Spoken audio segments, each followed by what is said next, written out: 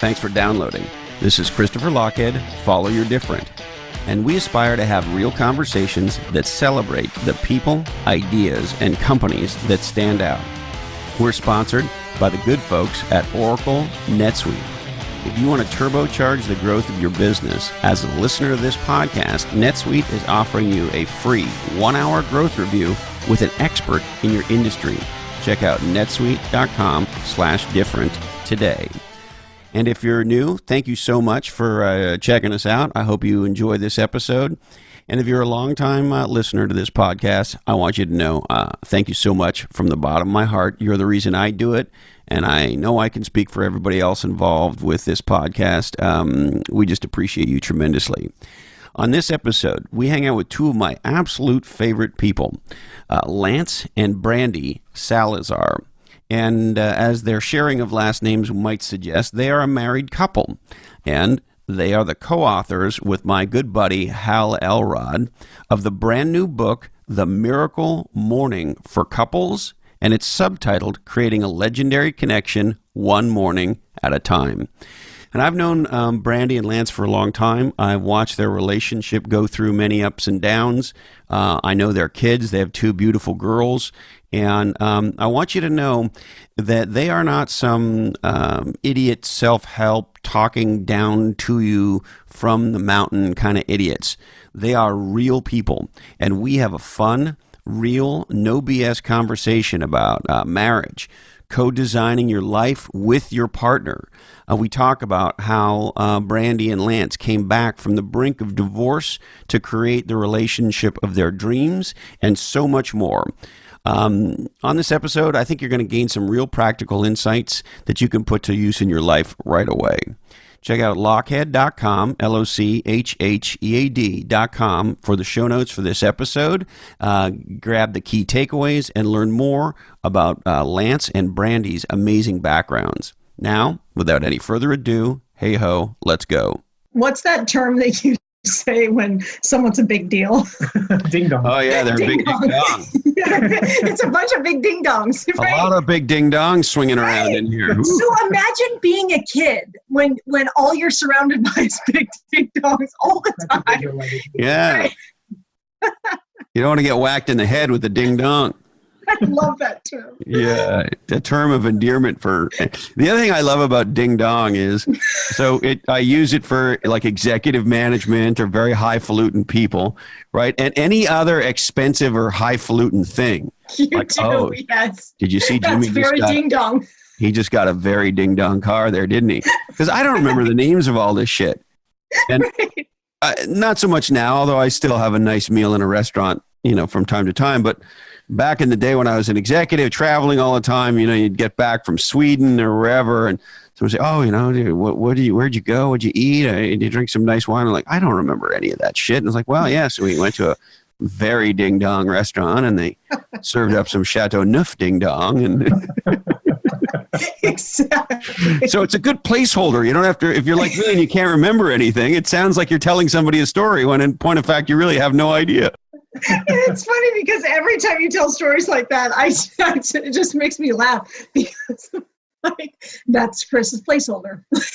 Yeah, exactly. It snaps right in.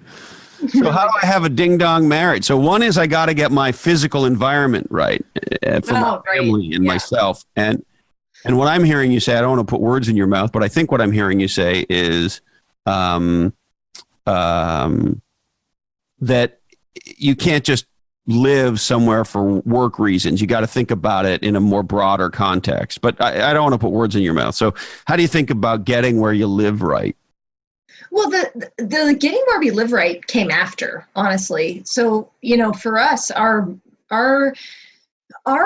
brand and our mission is directly related to our experience, because for us, our marriage was fine and lovely before we had kids, and our kids came in like a freight train, and number one, and we're in counseling, and number two, and I'm like, move out. And so that's where like the kick in happened for us. And once we got on the place of fixing our marriage or moving our marriage forward to a place of what we now call legendary, and not just complacent, not just, suck or don't suck. Like, how do you have a legendary relationship? And then getting to that place of designing it, it wasn't until that designing part really came to fruition that we identified the fact that we weren't in the right town for us. Right. And what we found out in going through this process was that we hadn't defined our values. Right. And our values, one of those was like environment, what is around you. And so when we decided that environment was really that important to us, especially for the girls too as well, and our relationship, that's when that became the catalyst to evaluating where we really wanted to be. So fascinating. Yeah, it was a byproduct. A byproduct of sort of life and relationship design? Yeah, once we really defined our relationship and designed our relationship, everything falls into place, right? Because it's the center of your world if you choose to be married or in partnership with someone. Yeah, it's important to kind of write them down. I mean, that was the difference. We didn't just talk about them. We literally put pen to paper or, and said, well, what are these values and what do we want it to look like? And that, like you said, environment, it's important. We're like, well, once we got down to the nitty gritty and mapped it all out, it wasn't where we were. And our life that we were living was not the life that we wanted to live. We had created, this is, a whole other story. Like, we had just created this life that we thought we were supposed to create because this is what you do. You get the great career and then you buy this. The ding-dong house. The ding-dong house and the ding-dong cars, right? We had all the ding-dong things. Which can come with some very serious ding-dong mortgages and loans and shit if you don't plan it right. Yes, we had a lot of ding-dong. And we call it feeding the beast. So our lifestyle was essentially to continue to feed this beast that we had created, that we thought that we wanted, because this is supposed to, you get the house, that's happy, right? That's what brings the happiness. Oh, you get the car, that's what brings you happy. Oh, you get to have all the clothes, you get to eat all the restaurants, that's what brings you happy. That was the life that we lived, and it is empty. Empty. Yeah, it's interesting. The way I sort of process this part of it on the stuff side, houses and cars and shit. If the houses and cars and shit and the restaurants and the meals and all the ding-dongery, if that is sort of, I'm not even sure I'd say icing on the cake, but maybe sprinkles on the cake, right? Then it's great. If in general, I have good, strong relationships, I'm in a solid marriage, in general, I love what I do. In general, I've achieved a level of competency that makes me feel fulfilled. That my finances are solid in general. Yeah. Yeah. So if you sort of, I think about it as being a 360-degree person. Like, you sort of, in every area of life, you generally, not that anybody's ever going to be perfect or whatever, but you've generally got it handled. And then on top of that, if you sprinkle on some, hey, I got a really great car that I love. Or, hey, there's like in Santa Cruz, there's a very ding-dong restaurant that just opened up. It's the dingest of the dongest. And like a steak is $75 or something. And we went there shortly after it opened, and it was fucking awesome. I mean, these guys absolutely crushed it. And, it's fun to be able to do that and not have to worry about the bill. But to your point, if you get it inverted, which is, I think, a mistake that many of us can make.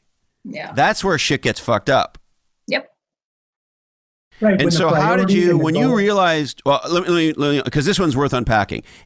How did you realize that sort of the traditional path that you were on, making the money and feeding the beast, what was the wake-up call to say, like, I'm not so sure? And then from there, we can talk about how you designed to where you are now.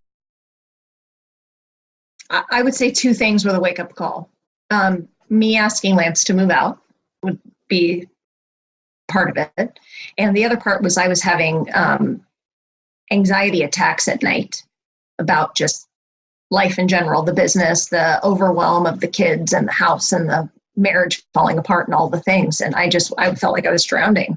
And so when you say to your husband, when you have two kids and just finished building this house and you have, this career and all this stuff, and you look at him and say, it's time for you to find a place to go because we're done. can't do this anymore. Because we had all the things, right? We had, great careers. We had a great house. We had all the great things, all the things that society told us were apparently would buy us happiness or bring us happiness. We had everything we needed, but and more. We were still, our marriage sucked. Well, and there was a lot of overwhelm. Okay, so, Lance is a contract negotiator for Blue Shield. He's a pharmacist and making a great amount of money. And I'm a real estate investor making a great amount of money. We have a lot of social accolades in our careers. And, although he hates his job and he's depressed and his, health isn't a top priority and our marriage isn't a top priority. And I'm, continuing to feed this beast of social accolades for my career and continue to bring in, as much money as I can because that's what my goals are. And then I've got this daughter that's having anxiety and all these things. And so it was the priority or you just said it perfectly. We were flipped upside down. We were flipped because if we operate from a place of what are my values, what actually brings me the feeling of fulfillment and this word that I love so much right now, fucking freedom. Freedom. I want to feel free. I want to wake up every single day and be able to choose what I do and who I do it with. And when you get into that rat race, guess what? Most people don't get to choose. Yeah. You got to do the thing. One of my favorite quotes of all time, I probably say it like a broken record, but is the Lily Tomlin quote. At least it's attributed to her. Who the hell knows what anybody ever said. But apparently she said, the trouble with the rat race is even if you win, you're still a rat. Yes, right. And that's us. Like we won. Okay, we won. We built this gorgeous, beautiful custom home. We had great careers. We had money coming in. We had great cars or all the things. I mean, just check the box and we checked it. Well, and from a purely optics point of view, I didn't know you guys then, but I certainly have known you, for a while now. You guys looked like the perfect couple. Lance is the handsome, great hair, man beard thing going on. And, just a very, as the French say, suave and de boner. And, fucking A, Brandy, you're a blonde supermodel. The hey, two look at of our you, kids. and look your at the kids, girls, right? Your kids look like some ad for, making kids. Hey, don't you want to make some of these little beauties? I mean, the two of them are little supermodels, right? Two beautiful little girls. And so The interesting thing is you had gotten the optical magic show perfect. Pinterest reel. We had crushed the Pinterest reel. Yes, you had the Pinterest marriage. Yes. And yet you were throwing him out. And so what was it about the Pinterest marriage that made you want to kick Lance out of the house and creating all this anxiety and starting to freak out your beautiful little girls? And like, why didn't you won, and yet not so much? No, actually it was like not at all. And that was the big aha for me as we started to unravel this. And number one, I always struggled, and I remember distinctly certain fights that we would have, is that I struggled so much with the inauthentic. Yeah, like energy of our lives. I'm like, we look so fucking perfect. And yet I want to strangle you. I want to strangle myself. I feel like I'm failing everywhere. And so the problem is that it was all just moving too fast. And there was this person inside of me. And now I know that Lance feels the same way. And he did at the time, that it was all moving so fast that this person inside of me that actually had dreams and aspirations and had a voice and was different than everyone else was being stifled and smashed into this, life and buried in this life somewhere. Like, where was I in all of this? Who did I want to be? Like, who did we want to be together? Yeah. And another big point, you said you had 2 points, but I don't know if the second point's the one I'm about to say, but, we didn't like the model of marriage we were portraying for our daughters. Mm-hmm. We were like, if we want them to have beautiful relationships, because really your relationships are like your number one. To us now, our relationships are all that really matter. And we were portraying something different. Shallow. Yeah, shallow to them. And if like we wanted them to have amazing relationships down the road, we needed to either model that or split up and find new people that we could model that with. You know, we've had people ask us before, well, didn't you consider staying together for the kids? And we're like, no, we actually were getting separated for the kids, you know what I mean? Because we're not showing them all that is possible. Right. That's a very powerful thing. I look, and I'm not a dad, so what do I know? But I always am curious when people say, oh, well, you know, we're staying together for the kids. I'm like, well, really? So you're going to model a shitty relationship for your kids? Anyway, I know there's no easy answers, but so you come to this place and you realize, you know, you're moving too fast and you're sort of praying to these false gods of, you know, money and ding dong houses and cars and shit.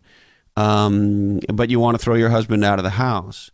And so it's hard for many of us, I think, to get our self-conscious when we find that we've gone unconscious and we're on some path. And so what was the sort of the wake-up call where, was it just, Brandy, when you realized, hey, wait a minute, I just threw Lance out of the house? Or what was the thing that made you say, stop, change, start, that we're going to do this over again?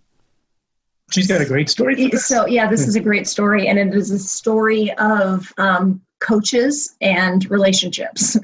And so the interesting piece to all of this is I had just heard you speak the October prior in Reno, I think it was, at a One Life conference, right? And so this legend or suck, don't suck legendary thing had really, to be honest, was part of the demise. It's the beginning of the demise of my relationship. It was the beginning of the demise of my career, like all these things. I left that conference and quit my partnership that I had been in for 15 years, which was a big deal for me. And because I knew your real estate partnership.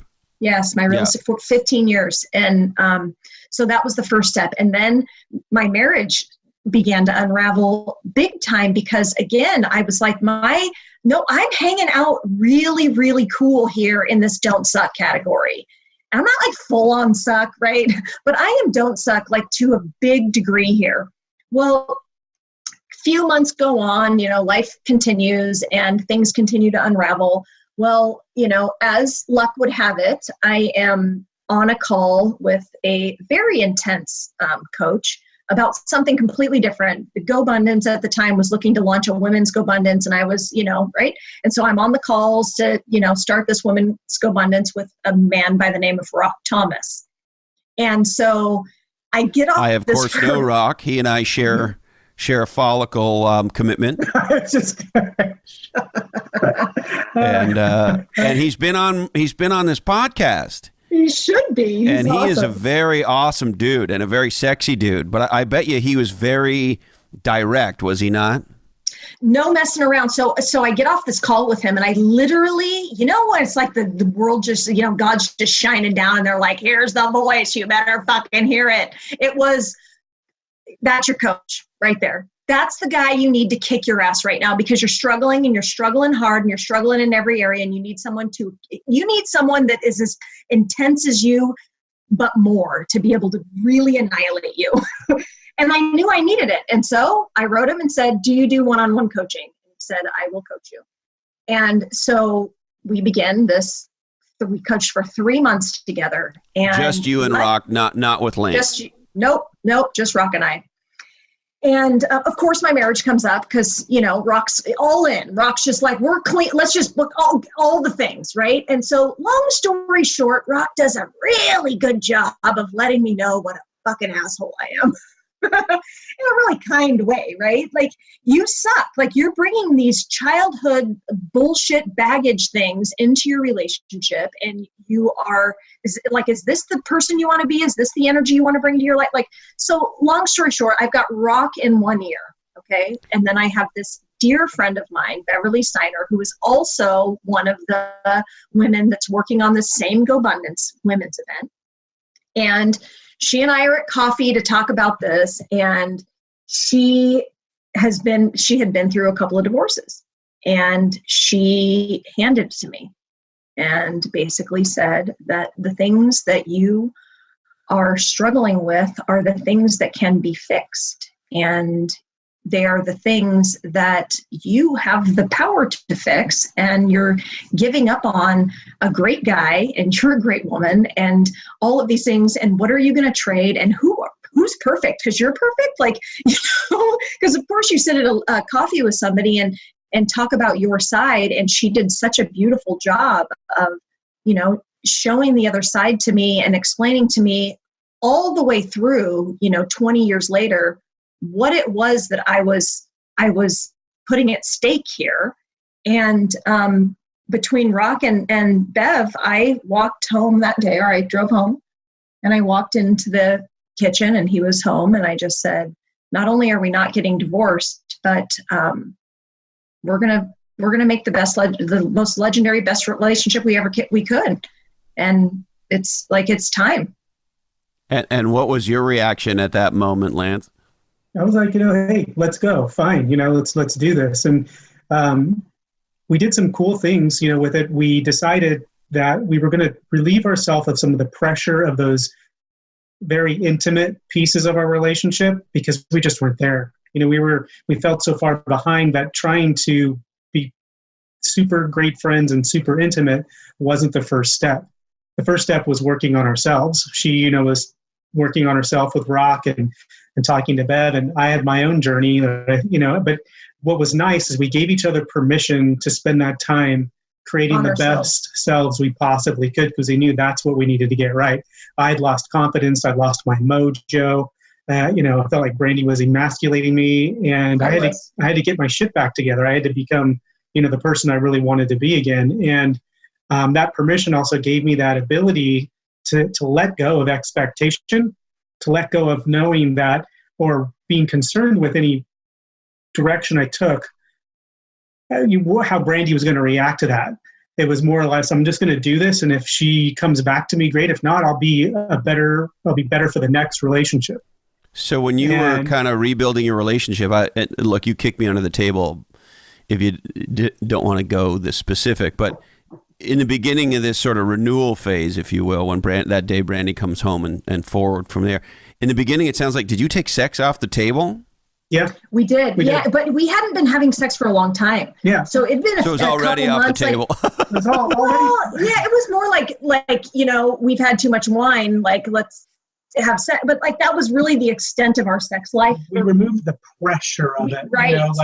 Well, we haven't had sex in a while. This relationship sucks. We removed that aspect. Because it was an argument. Yeah. It was a point of contention. So essentially what we did, and Lance coined it as putting our marriage on the shelf. We just said, we're going to put our marriage on the shelf. The first step is going to be that we're going to work on ourselves. We are going to become two happy, whole people on our own. And that's what Rock really brought to my attention. And I had coaches before, and this is nothing against those coaches. They brought me to a amazing place in other ways. But what Rock did for me, because I think part of it was that he and I had some similarities with our upbringing, is that he really brought to the forefront that I had some cleanup to do. That I was like really carrying these, Samsonites into our relationship that weren't necessary, right? Don't we all? In some, Yeah, and look, and again, you tell me how deep you want to go on this. You can just go, yeah. But I remember years ago now, I think it was after that Reno event where you sent Tim and I and some of the other folks involved with One Life a pretty extensive email about your childhood. So I guess, tell me how sort of having that childhood that you had was kind of interfering with being who you wanted to be and therefore being the way you wanted to be in your marriage. And then what you were able to do, because you had some very serious Samsonites. I really did. And what's interesting, and I'm gonna back up a little bit, because what's interesting about the false facade of success is that I believed that I had pushed through it all because my life looked the way that it did. My parents were poor. I came from a lot of physical, sexual abuse, abandonment. I was homeless at 15 years old, like crazy stuff. The stuff that makes people cringe, right? That was my childhood. And so from 15 to 23, I crush it, and I become partner in a commercial development firm, and then go on to, be in magazines for real estate flipping and make millions of dollars, right? And so in my mind, I had this belief system that I don't have anything to fix. I'm fucking awesome, right? Until Rock, who has a bit of a mirror with my upbringing, looks at me and says, but is this how you want to be showing up in your life? Like, is this how you want to be reacting to things? Is this how you want to be close to your partner? Is this how you want to be a mom? And some of the things that I really didn't take a look at before, because again, this facade said, Brandy, you're awesome. Here's the other thing. I had social accolades. Everybody was telling me how awesome I was because I was crushing it, right? I'm making all this money. I'm making people money. Life looks really awesome. So good job, right? And so what I was bringing was an abandoned little girl that didn't trust anyone and was unable to be vulnerable and unable to have ownership over, this really crappy energy and controlling, dominating energy that I would bring. So let me ask you a tough question, and I don't mean this in any judgmental way about anybody. There are people that many of us know in our lives who were sexually abused, physically abused, mentally abused as children. Yeah. I don't know what the exact statistics are, but I've read it's 1 in 4, 1 in 3. I mean, it's a terrifying number of people. It's really high. Who've had some amount of this stuff. And I'm not talking about, your mom yelled at you one day and gave you a wee spanking. I'm talking about serious, no bullshit, physical, sexual, psychological abuse that you had to go through. There are many people, there are some people who are crushed by that. Yeah. There are some people who can't get beyond that, can't own it, whatever language you want to have around it. And for whatever reason, it's if not the defining event or set of events in their life, it's certainly one of them. And look, I'm no doctor. And I don't know what it's like to go through that. That was not something that happened to me in my life. So I have no judgment. If you're somebody who's, working on that stuff and is not able to move forward or is working on moving forward or wherever you are in that, I understand that can be massively crushing for many, many people. But with all that said, Brandy, somehow that has not been true for you. You are not stopped by any of that stuff. And my experience of you is you're not defined by that stuff. It's part of who you are. Right. But I'm curious, how do you unpack all that stuff and then get on with sort of Lance and designing the kind of amazing marriage that you have with Lance in the context of unpacking all that stuff? Well, I had unpacked part of it, and I will say that, because I have brothers that have not ended up quite the same as I have. And so I know what the alternative is. And the truth is that in some ways I had this grit and anger, really, this like intense passion that was like, fuck this shit. I'm not going to be like them. And I did, and I'm going to show them and I'm going to prove that to them, whatever that may be. That was a big part of my driving force. However, what I didn't realize until I was coached by Rock is that there were things that I was still carrying. Like, for example, I chose to marry this man, and yet I was never trusting enough to let go. And number one, let him be a true partner in our relationship, because I didn't trust anyone. Because if it's going to be done, I got to handle it, and I've got to control it. And if I don't control it, guess what happens? I'm not safe, right? And so those were things that, as much as the world thought that Brandy had overcome this like really intense childhood, I hadn't. I was still carrying some of this stuff that wasn't allowing me to be in partnership with this amazing person that was given to me. I didn't give him a chance. And same thing as a mom. Like, I was carrying, and I still today carry some of my reactions to my kids, I stop myself and go, wait, what? It was so not like, it did not match up. And it really is coming from old trauma that I just carry inside that I have to consciously work through step by step. And so as much as, yes, I got through it, a lot of it, and I persevered, and it was grit, and it was, you know what it is? It's survival. So, you know, you get to this place at a certain point where it's like, okay, you got to move out. You don't get to be here anymore. You're 15 years old. You're on your own. It was fight or flight. And somehow, by the grace of God, whatever the heck we want to call it, Brandy chose to fight. And I fought hard and I fought smart. And so, and I do believe in blessings because, you know, person one, here, guide me. Person two, here, guide me. Like, I didn't do this on my own. It was like this education that I didn't get in life. I was then gifted as an adult. And so in a way, 10X, really, 10X when it came to business.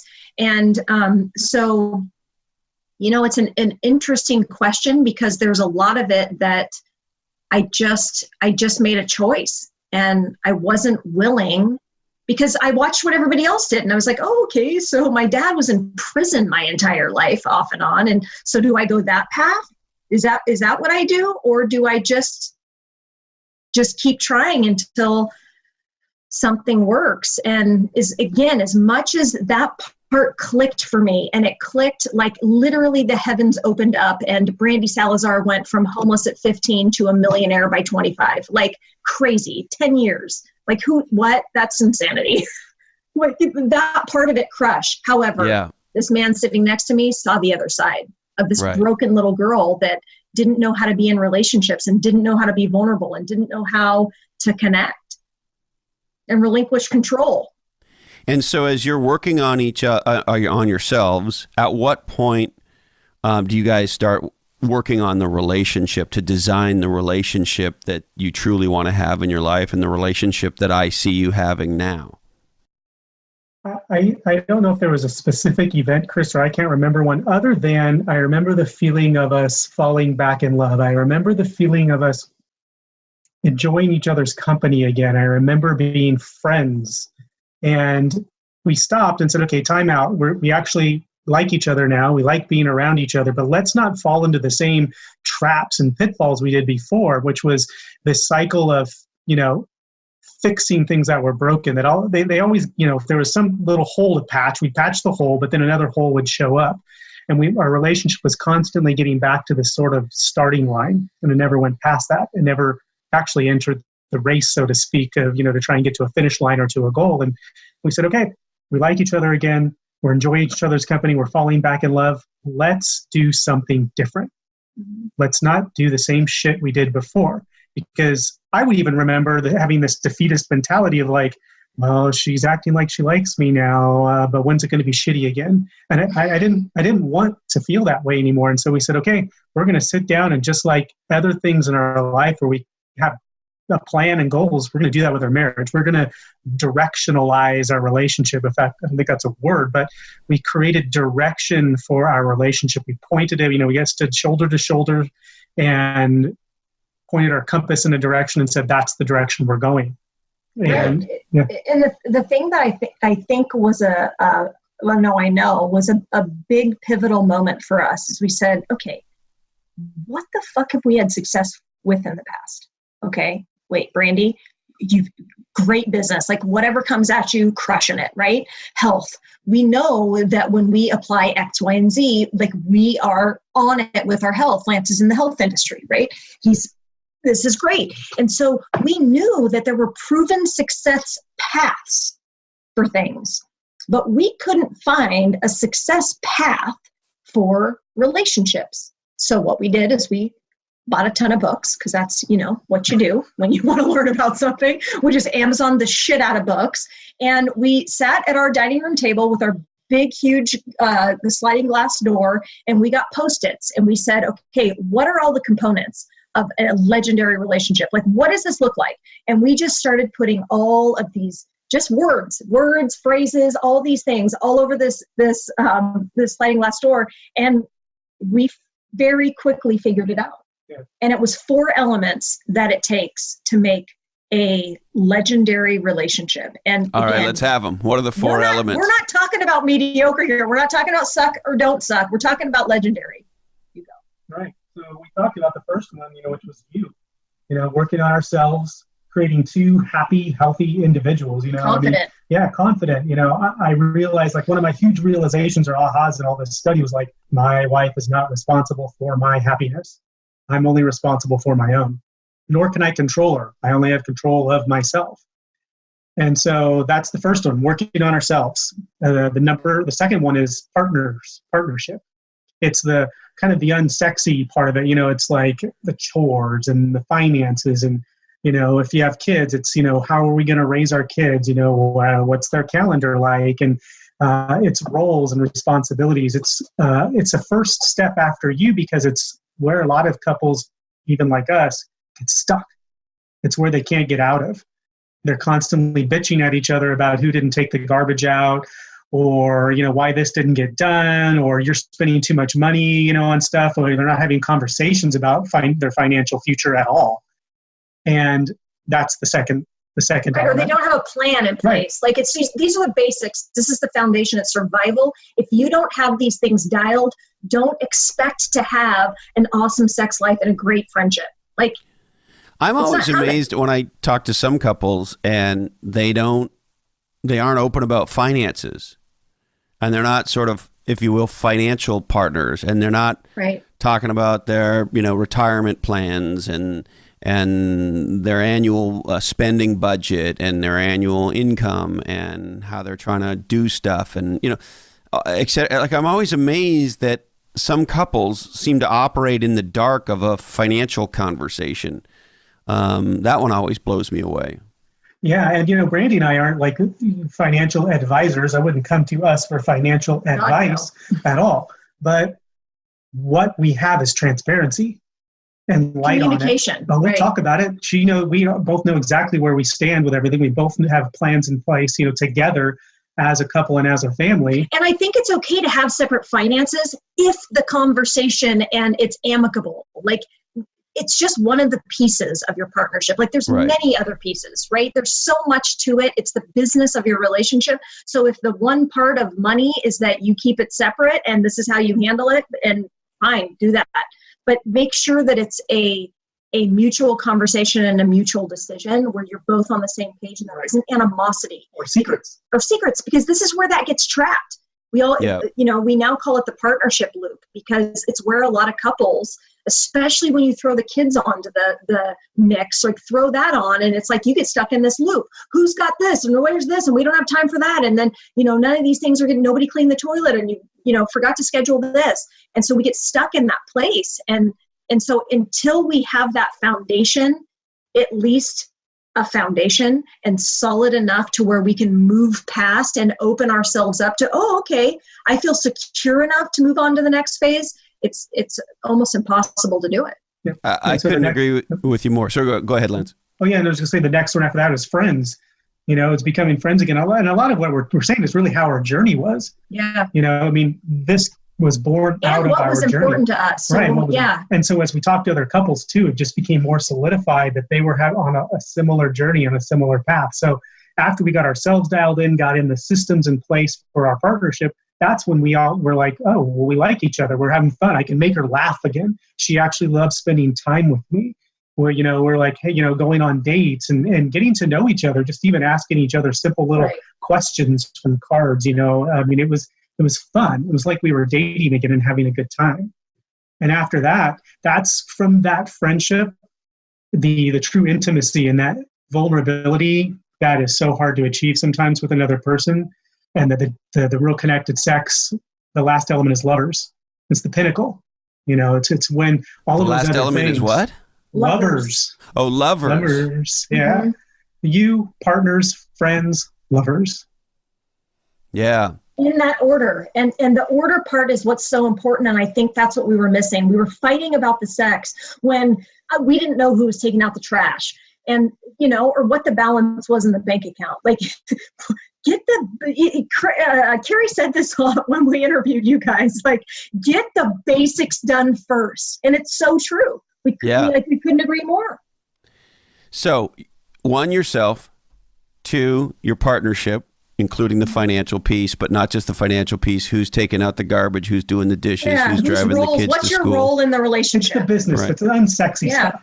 Yeah, the business of being alive. You know, the term I've heard lately around this, I don't know if you've heard this term. It's a term that comes from the millennials called adulting. You know, it's like, hey, in life, if you want to be a successful human being, guess what? There's going to be a lot of adulting.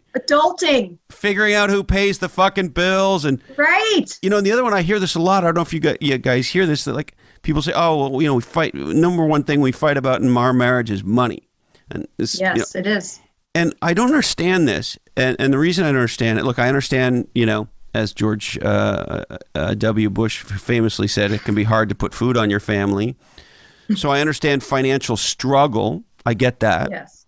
But the part I don't get is it's not that hard to sit down and say, okay, you know, honey, this is how much we made last year. Yes. Right? You can fucking figure that out. Matter of fact, Uncle Sam forces you to, right? Mm-hmm. And then it's not that hard to sit down and say, okay, honey, this is what we spent last year. And begin to have this conversation called, I call it pay for the party. How are we going to pay for the party? Right? Yes. That is to say, how are we going to cover the lifestyle we want to have? How are we going to deal with our core set of expenses? And should we cut some shit out, or should we re-swizzle some shit and all that? But if you have an annual conversation with your spouse called, how much did we spend? How much did we make? And then a forward-looking 12-month budget plan. Well, based on last year. Yeah, based on last year, what do we want to do this year? What needs to be different? What do we think we're going to earn? Etc. There's a way to do this, right? There is, but there's a baggage piece to it that a lot of us ignore and don't want to face the music. And it's our childhood baggage that we're pulling in. Brandy didn't get to have anything as a kid, so I'm going to spend whatever I want, because that's what I deserve, right? Or, you know, maybe Lance didn't have anything as a kid, so you better save and you better not spend anything. And so you have these two different baggage, you know, again, the Samsonites you're bringing into the relationship, that if you just got real on what the thing was you were trying to feed and figuring all that out, like, it would be much easier to have a real conversation and say, okay, so how could we feed that little girl that didn't get to have the shoes that she wanted when she was in 4th grade? Like, how could we feed that and still meet our budget? And how can we still, you know, serve the little boy that felt like he needed to save in order to have security, because that's what most men want, right, is security. How can we do that and still serve? I'm not sure that's what most men want, but okay, Brandy. We're going to get to that in a second. Yeah. Well, you know, the beautiful part of this example, if you use finances as an example too, is they're not easy conversations to have, but once you do, they can actually be really connecting. Oh, very. You know, because a couple, when they have a plan, whatever that plan is for them with finances, that's the first opportunity to become a real good team. You know, to play on the field together, each one having your own strengths. One could be quarterback, wide receiver, whatever. You know, each one has their own roles and strengths in that. And there's a lot of victories to be achieved in that. And it's really connecting that way. So something that can be so dividing also has an opportunity to be truly connecting. But I think what you just said is such an important piece for people to hear, is that so often, like, think about your role, Chris, you're CMO in just about every world that you walk into, right? If somebody said, hey, Chris, I'm really upset with you because the bills didn't get paid, you're going to be like, what? I'm the CMO. We don't take that same approach in our relationships. Okay, if someone sucks at finances and the other one is awesome, why isn't the awesome person doing the finances? And if somebody's great at cooking and the other one isn't, let the good cook do the cooking and the other one do the damn dishes. Like, but if I looked at him and said, you never make dinner, well, your dinner sucks, so I don't want you to make dinner. I'm really fucking good at doing dishes. Yeah, but right, like, so we tend to focus on these stupid things that we're good at, but yet the other one's not doing, instead of thinking of, okay, if this is a real partnership, if you're the CMO and I'm the CFO, I'm going to stay in my lane, you're going to stay in your lane, you crush your lane, I'm going to crush my lane, right? In relationships, we don't think the same way. That changed everything for us. Right. It changed everything for us. So getting who's on first and who's on second. And yes. What's your role? to your point on the cooking, right? I suck at cooking, and I live with a master chef. Now, so when it comes to cooking, she's in charge. However, there's a small little asterisk. Hey, guess what? You know what? I make her tea and toast in the morning. Oh. Right? And other than tea and toast, the only other thing I can really make are eggs. So if she feels like some eggs, I make her eggs. So in the domain of cooking, she's in charge of everything. And in the one little area where I can do something that doesn't totally suck, then you know what? For breakfast, I make her tea. And if she wants toast or if she wants an egg, I ask her and I make her that, right? So it's interesting, even in the areas where the other leads, if the partner can supplement here and there, then great, right? And so I guess this leads me to a question, which is, how do you think couples should sort of figure out that ebb and flow so that it's natural, so that you feel like you're in a state of flow with your partner?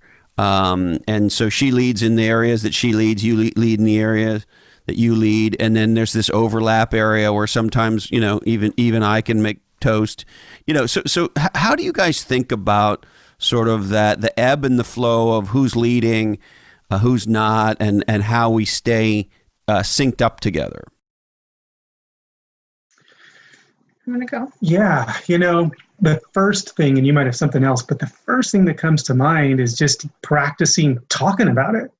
I mean, that sounds like a simple and maybe stupid thing to say, but really, Brandy and I talk a shit ton.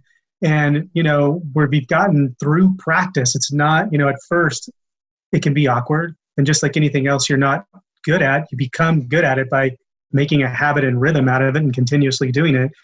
Brandy and I talk about the ebbs and flows. We talk about what's good in the moment and what's not so good and what can be better and what's going really well. And, for lack of a better thing, we communicate every day. We get up in the morning and do it. It's a big part of our morning routine together is talking about shit. Right, which is the book. Yeah. But I have a very practical tip for people, because that's me as a teacher. So step one is understand what your strengths are. Like, you already know, okay, if you're married, you've already had enough years on the planet that you know what you're naturally good at. Do you cook? No. Does someone else? Like, do you need to hire that out? Great, hire it out. Like, are you capable of handling finances? If not, is the other person. Like, it's really just like going through all of the things and saying, wait, hey, this is my jam. This is not my jam. This is my jam. This is not my jam. Step one. And step two is, do you enjoy it? Nope. Yes. Nope. Yes. Okay. So then you have a few things that are left on the table that everybody sucks at and no one enjoys, right? If you don't have the money to hire it out, just divvy it up. Just here, you take that, I'll take this. Yeah. I'll ask my mom to help with that. So just be some more right? adulting. So just sit adult. down, talk about right? it. How are we going to handle dishes? Right. How are we going to handle garbage? How are we going to handle dropping kids off at school or whatever? Like, just that basic shit. The other one I'm curious about, did you do this? I certainly did this in my relationship. How are we going to talk to and about each other? Mm. Oh, yeah. I don't, the funny thing is, Chris, is I have this, for me, maybe it's just natural. And so maybe for some other men, it's a more difficult thing to deal with. But I truly am inspired by Brandy. So I probably, I probably should be a little better at this, but I give her more accolades, and around other people than she even knows about. We've never struggled with this. Yeah. I mean, I am so impressed by her and her journey and her life that I dote all over her to other people. It's because I find it amazing when somebody's shitting on their spouse. I don't get that. I don't get that. We've never struggled with this. A part of me is like, so, we have kids, clearly. And so the kids will come home, Julie especially, because now she's almost 11 and they're at that age where she'll be like, so-and-so is saying this bad thing about so-and-so, and they're talking this and that and this. It's the same in your relationship as what happens in child life. This is a you element. This is an emotional intelligence, a social intelligence issue, in my opinion. So if you are in a relationship and you are going out to the world and talking shit There's something going on with you that you're either trying to make yourself feel better, trying to make yourself look better. Like, this isn't a you issue. This has nothing to do with your spouse. And so that's one of the things that I believe that Lance and I were exempt from, is I don't think that we had low social intelligence when it came to, bad mouthing our partner. But it is a bit of an epidemic, if you ask me. Yeah. And if you're in that space, listening to this and you're in that space right now, the first thing is just stop. Stop. But number two is, have read about this exercise in SOVB is, you guys fell in love for a reason. There was something that brought the two of you together. And there are ways of recapturing that by writing it down. Write it down. Fucking write down 10 things about your spouse you actually really love about them. Or why you fell in love with them. Why you fell in love in the first place. Go back to the original story. Go back to that appreciation and gratitude that you remember. It's because Lance is so handsome. That had to have been a contributing factor. It's true. It was true. Yeah. The other thing I wanted to sort of talk to you guys about, Carrie and I did this as part of our relationship design, which is the minute we're out of flow or out of sync, or however you think about it, we need to deal with it. Yes. So it may sound insane, but we hardly ever fight. A half-hour fight is an eternity for us. And we're hardly ever out of flow. And what I mean by out of flow is where we don't feel like we're connected and we're on the same team, right? And one of the ways that we did that is if something's off, we deal with it. Yes. And then here's the other part, and she's a master at this. Once it's dealt with, that's it. Let it go. And I just looked it up so that I made sure that I got it right.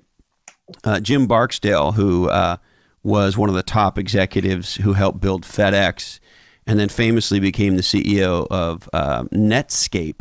And Netscape really was the company that, with their Navigator browser, made the internet go. And he had all these kind of Southern gentleman expressions. And here's one of them. If you see a snake, kill it. And don't play with dead snakes. And everything looks like a snake at first. But this thing about, okay, when there's a problem, you deal with it. Right. And then you don't, like, my wife doesn't show back up like in a month from now and go, remember that thing you did just before Christmas? There's none of that. And there's none of that from me either. And not only that, you know how when you have a fight with somebody, even after it resolves, it can feel like the fight lingers like a fart in an elevator. Tension. Yeah, the tension where you're like, okay, you're saying you're over it, but I don't feel like you're over it. Right. We've agreed that that's it. We had a few friends over for dinner a couple weeks ago, and she made a real shitty, sort of snappy comment to me that was, not cool. And I looked at her, and she looked at me, and other people heard it, and it was very out of character for our relationship. And she gave it a minute to dissipate, and then when everybody was sort of not hearing that anymore, so to speak, she said, "Hey, come here," and she pulled me aside into another room. And she said, I heard it the minute I said it. And I'm really sorry. And I apologize. And I said, great, baby, I love you. Thank you. Done. That was it.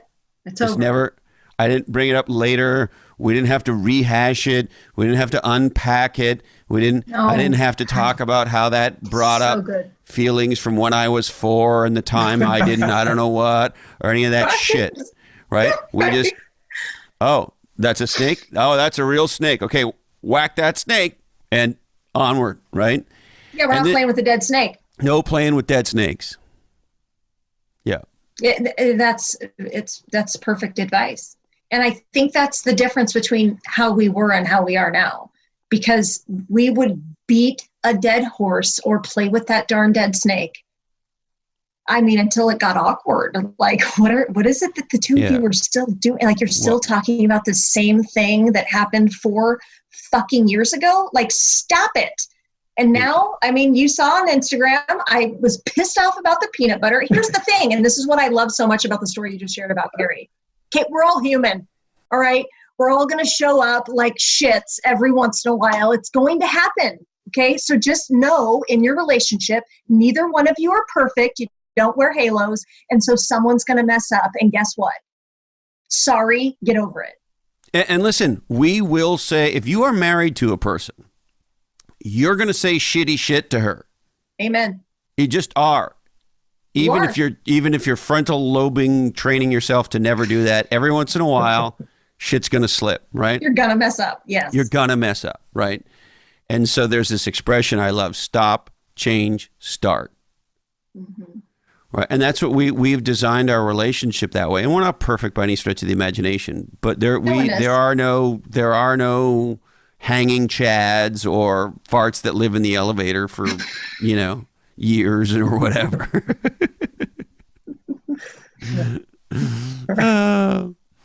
And to your point, on one hand, you mentioned friendship. On one hand, I believe having a powerful friendship with your partner is obviously critical. It is.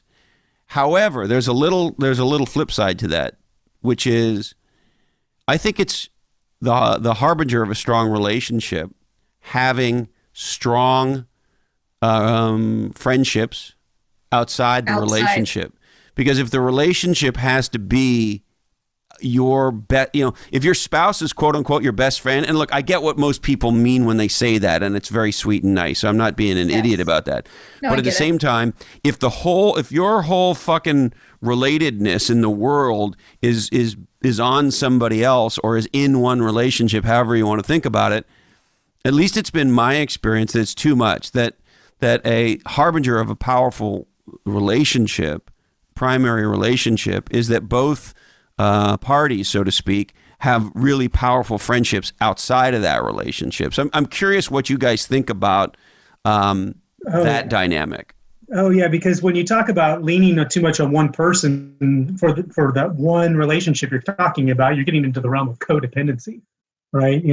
So we firmly believe in the idea of two people. I'm going to hold up my fingers here, of being able to get as close as they possibly can, but also there's a separateness. It could be, like you said, other friendships outside of that friendship, but it's also a life outside of the life that you have together. You have this beautiful life together, but you're also able to be apart and also come back together, because codependency looks more like this, or one person leaning, because if this person goes away, this person falls.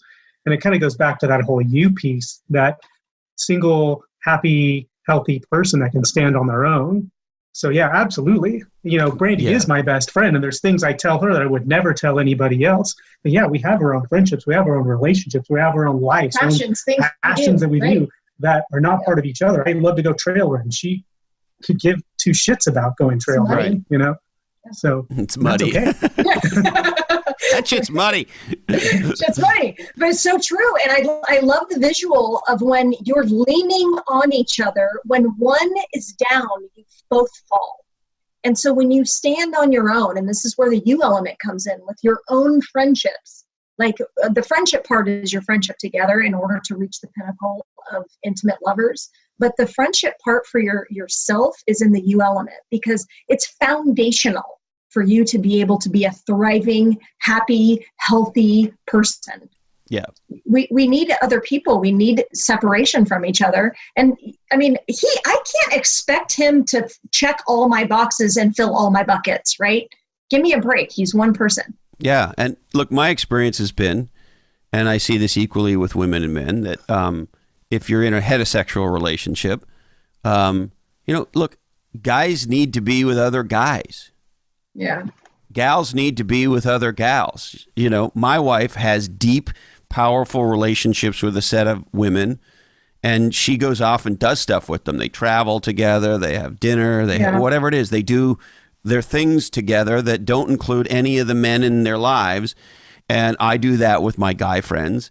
And look, I don't know what it's like to be homosexual, but I gotta believe even in same-sex marriages or relationships, it's critical to break out of that relationship and spend time with other people and to have powerful relationships with other people outside the relationship. And so I just see a lot of relationships where the couple is kind of everything on each other, and it seems like Yeah. it's too heavy. It's they're not. It is. To get back to your first point, right? You have to be a strong, independent person, and then have strong, independent relationships, and then be in a relationship. Is that how you think about it, or how do you think about it? Yeah. No, that's exactly how I think about it. And, again, I'm going to go back to the part for us, we're kids, and why our niche is kids, our couples with kids, because that's where a lot of couples, like you enter into this relationship and you have friendships, and then you have, all the other things that you have in your life. And as soon as you insert the children, one of the first things to go is your friendships. Yep. Because there's only so many hours in the day, right? And so now we have to keep this kid alive. We have to take it to soccer. We have to do all these things. And then how do we get that back on track? And it's one of the first things to go. And it's one of the first things where we lose ourselves and we lose our happiness and we lose that sense of joy and friendship and, things that we had before. And so that's like one of the step ones is to start to develop those friendships back again when couples have kids. I have read numerous reports about this, and the aha is the loneliest demographic in America is men past the age of 40. Most Ouch. men in the United States do not make one meaningful friend past college. Wow. Because men tend to have what the shrinks call shoulder-to-shoulder relationships. Yes. That is to say, we do shit with each other. And women tend to have face-to-face relationships. And in the case of men, the way we develop face-to-face relationships is they start as shoulder-to-shoulder relationships, and then we talk to each other. So first we go skiing, then we talk, right? With women, it tends to, and of course this is a massive overgeneralization, but with women it tends to be the other way. They have face-to-face relationships, they connect over coffee and topics and areas of interest and so forth, and then maybe they do stuff together. Right. And so that sort of destruction of, for men anyway, the ability to make friends past college, it leads to a lot of bad things, both for men as well as I think for relationships. Now I'm curious. Number 4, intimacy. So do we want to talk about sex here, folks? Yeah, go Absolutely. Ahead. Yeah. So how it's do you? Our fourth element. Yeah. How do you reclaim that, or how do you think about it? Well, how you reclaim it is to go through the steps properly, because what was interesting for us, and we now have watched this happen with other couples, that once you go through each step and your partnership is solid and your friendship is developing and you're enjoying each other, that part starts to come really easy, because when you are comfortable and vulnerable with somebody, it's easy to say, hey, how about we try this? Or, hey, I'd rather you do this. Or, do you want to try that? Because you're friends. And it's not so like, oh, awkward. Like, do you think I think it tonight? Getting to that place of vulnerability, especially for Brandy, was born through our friendship of me creating a safe space for her to be able to say, I really don't like it when you do that. But hey, I like it when you do this. Yes. And so do more of that, less of this. And, but that came up through our friendship of being so close and intimate, from that connected level, that there was safety in being vulnerable and her telling me what she wanted. Right. And so I think a big piece of a legendary lover's relationship is communication and having the balls and the comfortable, moment to be able to say, hey, how about this? Or how about not this? But the other piece of it is, and this sounds super unsexy, but for us, it throws us back to the partnership part of saying, okay, in our relationship, if we want to be having sex X amount of times this often, we better at least get it on the fucking calendar. Okay, because with all the juggling and all the things, right, and all the things going on, and it's like, okay, tonight is a night, and so you feel a little more primed and you're ready, and it's not so like, okay, well, I'm just gonna go to bed because I'm fucking tired. There's a little bit more of, okay, like tonight's the night, because if we don't do it tonight, or we don't do it, like the days just start to go, especially when you've got too much going on. You're like, oh wait, it's been a couple weeks, and that's not who we are. That's not the lover element that we want. And it doesn't need to be like a fucking romance novel every single time either. Sometimes it's just an itch that needs to be scratched too. And it's like, sometimes it's hard to go to the gym, right? But you're never after you leave the gym going, oh, I wish I hadn't done that, So, I mean, right. Every time, we work up into, maybe one of us doesn't want to have sex in a moment, but every time, if it's me, I'm like, I'm glad we did that. Right. We heard from after friends sex, no guy ever said, oh, I wish I hadn't have done that. Yeah, right. Well, that sucked. Right. Well, women don't either. I mean, that's the other thing. Like, so there's a always say yes agreement in our relationship. Like, if one of us wants it, you can't say no. And we learned that from our friends, the Colonnays, where it's like, no, you always say yes. And the other thing is that for us, again, throw the kids element, and we homeschool. And so not the easiest thing in the world to have happen. And a tiny house. And we have a tiny house with 1,400 square feet with one bathroom. So door locked, shower time. That's why you created the shed out back that you tie the children up in, right? No, actually, we do it out here. Yeah. Oh, you tie yourselves up in the shed. Mommy and Daddy got to work. We got to make some videos today. Yeah, exactly. Dad's going to give Mom a special hug for about 15 seconds and just give us a moment. Exactly. So sometimes you have to get creative, and to be able to get creative for a lot of couples, the friendship does have to be solid, because some people, and we learn this more and more as we're, in this space now, having those more uncomfortable moments is hard, where it's like, oh, okay, so the kids are in the house, we're in the shed, like office shed, like drop the shades and let's have some shed sex. Let's have some shed sex. Chairs are they go up and down in height. Rug, if you like bearskin, or what is that bearskin? What is it? Cowskin, a cowhide rug. Yeah, get the old rawhide going. Yes. I love it. All right, guys. Well, listen, is there anything else you want to touch on? Yeah, I would like to touch on the element that we added to the Miracle Morning book, which is why we were asked to write the book. And so we've been doing the Miracle Morning for a long time. It was one of the first things that Lance and I both did to move our you element forward. And it's just a consistent time in the morning where we focus on ourselves and do what Hal calls the savers.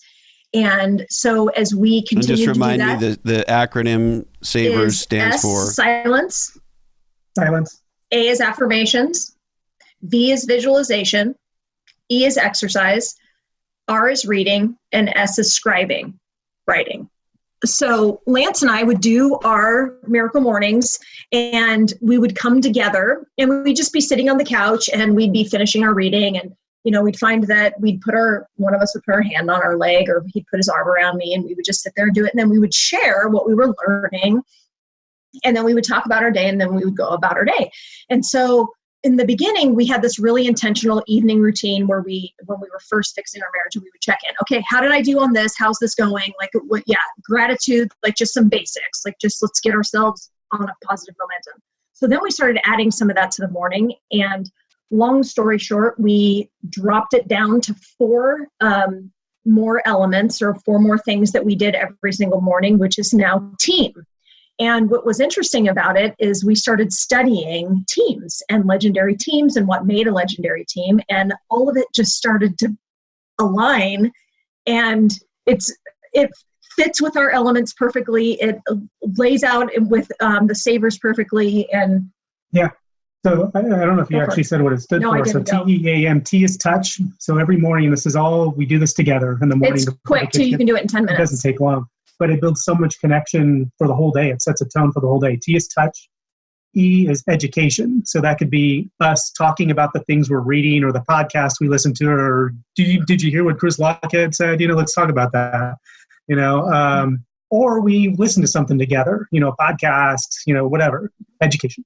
A is appreciation. So we take that gratitude thing that really turned our relationship around, and we share something that we appreciate about each other. One or two things, little thing, like yesterday you did this and I appreciate it. Or thanks for making the coffee, anything as small as that. And M is meeting. That's, talking about either the calendar or how we're doing as a couple, what's quick check-in, like, hey, what's going on today too, or, just something simple like that. And that M is what again, Lance? Meeting. Yeah. Just a short meeting. Yeah. It's like, so there's no surprises. Cause again, if you go back to that partnership piece of the relationship, it's like, oh, fuck, I forgot about that.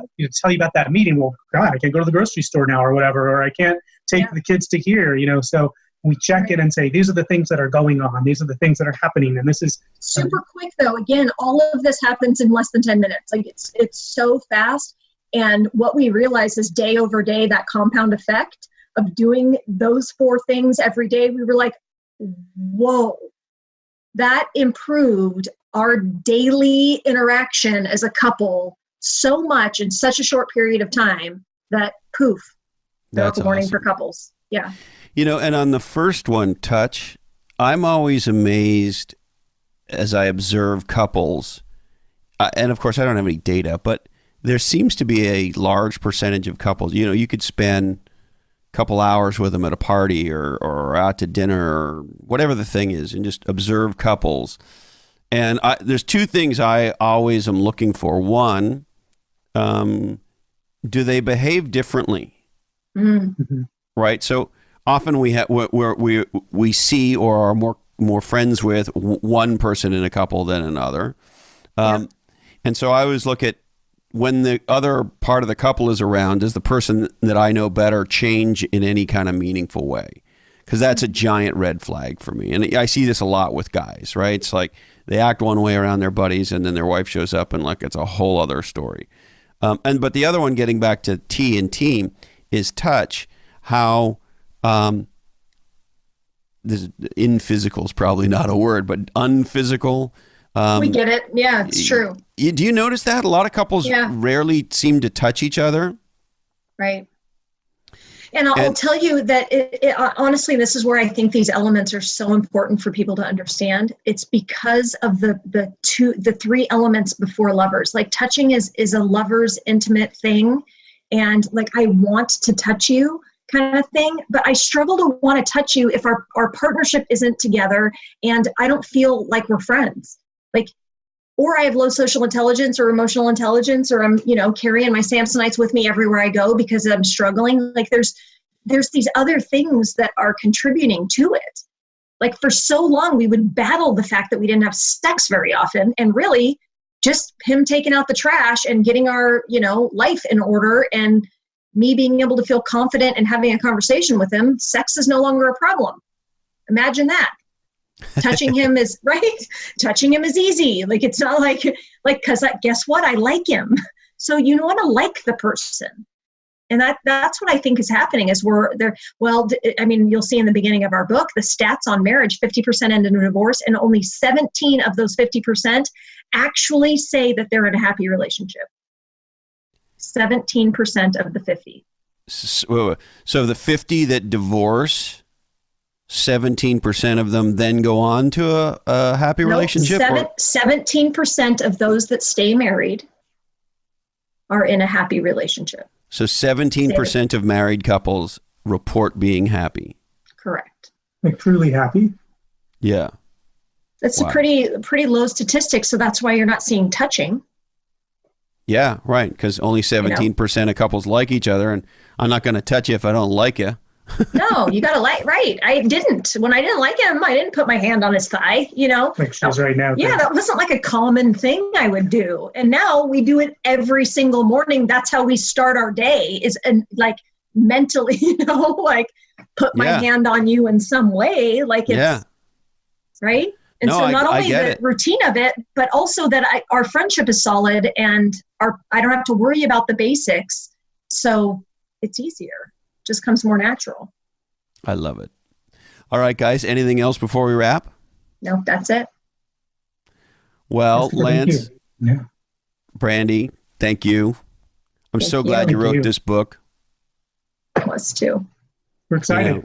You partnering with Hal on this is a very important thing, and I have no doubt it's going to be a ginormo bestseller. And I don't know all the Miracle Morning books, but I got to believe this is as needed, if not more needed, than any of the other Miracle Morning books that came before it.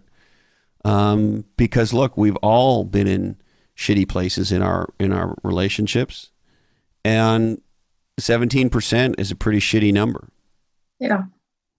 And if we want to have a healthy and successful world, we got to be healthy and successful people, and we got to have healthy and successful primary relationships. Right. Yep. So thank you for writing this book. I love you both. Oh, we love you too, Chris. Thanks for having us. Whew. Man, I hope you enjoyed that conversation.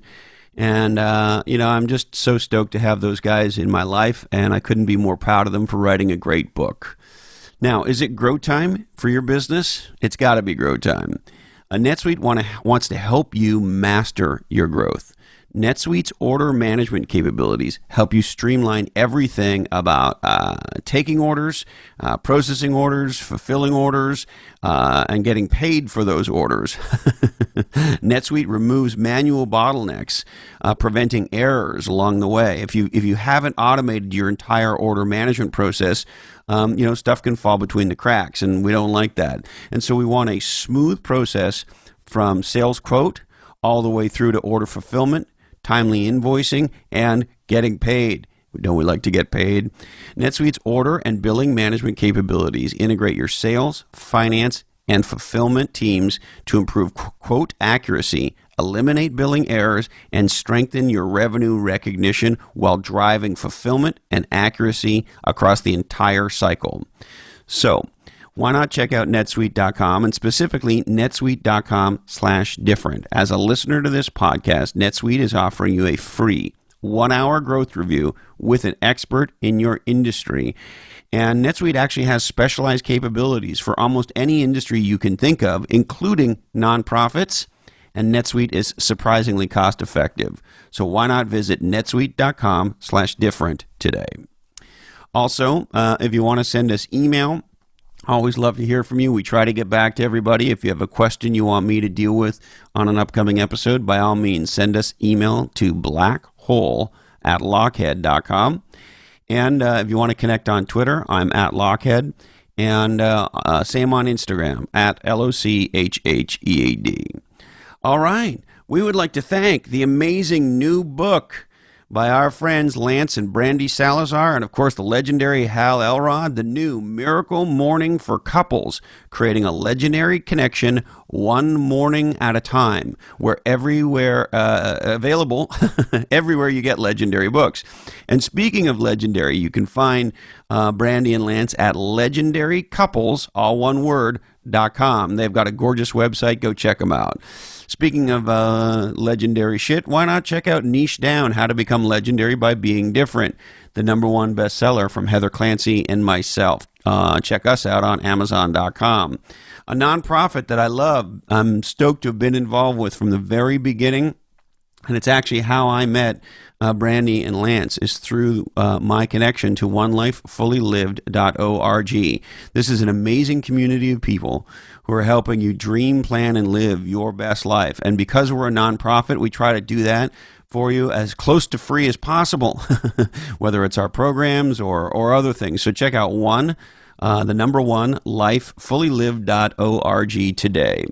And if you're an entrepreneur, if you work in an entrepreneurial business, why not check out GrowWire? It's the new place on the internet for stories of innovation for entrepreneurial businesses. Check out growwire.com.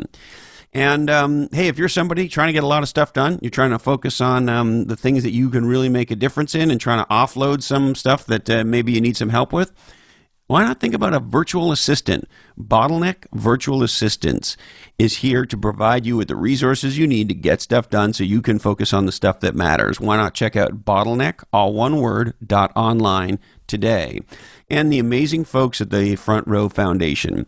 The Front Row Foundation is a nonprofit that helps people with terminally ill conditions or life-threatening conditions have an experience that they will never forget. Check out frontrowfoundation.org. All right, I need to remind you that this oddcast is the sole property of the Lochhead Oddcast Network. All rights do remain perturbed. We must warn you that this oddcast is clearly produced in a studio that does contain nuts. And hey, why not get busy and design a legendary relationship? Please take note, however, that this oddcast may contain very bad ideas and often goes down a little bit easier with an adult beverage. Don't be lame. Get out of the passing lane. Never jog near a prison. Don't forget to channel your legendary. Listen to Tom Jones. Thank you, Candy Dandy. I love you, Mom and Dad. Hey, Colin, this oddcast really ties the room together, doesn't it? Today, our deepest apologies go to Richard C. Kelly, chairman of the Pacific Gas and Electric Company. Sorry, Dickie, we just ran out of time for you. Thank you so much for investing part of your life with me, and till we're together again, follow your different.